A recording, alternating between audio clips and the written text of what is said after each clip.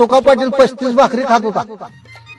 ओ सुका पाटील, मोठा राकेश. ओ सुका पाटील. काय रे फकणीच्यानो?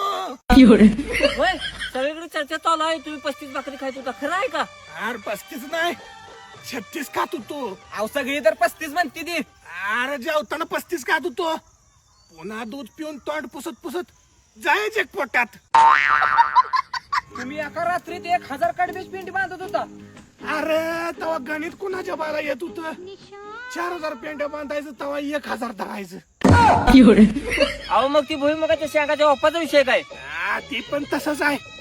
5 उप खायचं आणि बाच्या ब्यानं एकच सांगायचं.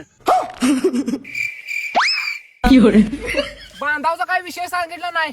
तुम्ही ढीग घातल्याला कोणाला उचलत नव्हता बे. ती तुम्हाला नाही सोसायचं. जावा. आज महाराष्ट्राचा प्रश्न सुटणार.